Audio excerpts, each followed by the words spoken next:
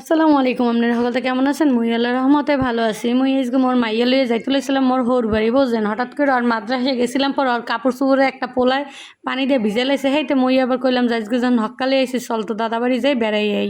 এরপর এই কইতে করার আর মুহের কথা কাজ একই করলাম।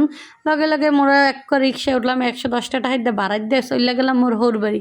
হ্যাঁ যাওয়ার পথে ওরে বেমালা রোদ, বিশ্বাস করেন পরানটা মনে হয় যায় কেমন যে ছটফটান শুরু করছে। গাড়ির মধ্যে কি কম দেখছেন রোদের জ্বালায়, মানে ক্যামেরাটা উপরে ধরবো কি নিচের দিকে ধরে রাখছি জানি এত পরিমাণ মানে রোদ, বেমালা রোদ। আর গ্রাম অঞ্চল তো মগো মনে করেন চতুর্দিকে তাও একটু গাছপালা আছে দিকে একটু শ্বাস প্রশ্বাস নিতে পারি।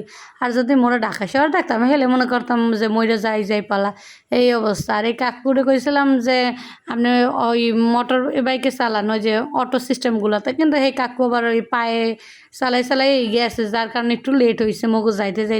তাও বেশি সময় লাগে নাই, আধা ঘন্টার ভিতর মোরা চলে গেছি মোর শ্বশুর বাড়ি। এই তো মগো চতুর্দিকে দেখছেন গ্রামে আসলে এই গাছপালা দেখলেই মগো একসে শান্তি লাগে, বুঝলেন? যেহেতু মোরা গ্রামে থাকি। আর আগের বার একবার গেছিলাম আমার আম্মু থাকা অবস্থায়, আমার আম্মু যখন ছিল তখন গেছিলাম। আর এই আম্মু যাওয়ার পর গেলাম। যাই হোক মনটা ভীষণ খারাপ লাগতেছিল, কারণ আমার বাপের বাড়ির সামনে দিয়ে আমি যাইতেছি।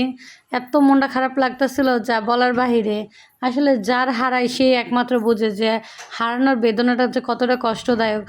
আর যার হারায় নাই এখন পর্যন্ত সেও কোনোদিনও বুঝবে না যে আসলে হারানোর কষ্ট মর্মটা কি। তারপর যাই হোক, যেহেতু আমার শাশুড়ি আছে শ্বশুর আছে, এখন তাদেরকে নিয়ে আমার সামনের জীবনটা আগানোর লাগবে। সেহেতু মুই তো চলে গেলাম, যেই কথা এই কাজ কইরেই ফেললাম। তো যাওয়ার পথে বিমালা রোদ দেখা সেই কাজ কইরাই ফেললাম।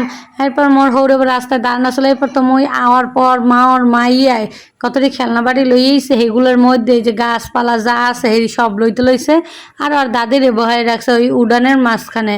ওর দাদি বইয়ে রয়েছে আর মুই তো সাইডে বইয়ে রয়েছি। এত রোদ মানে পরানটা যায়। আর মোর মাইয়ে সেই রোদের মধ্যে নাইমাই শুরু করছে এইটা সেটা টাহানো যা লাগে।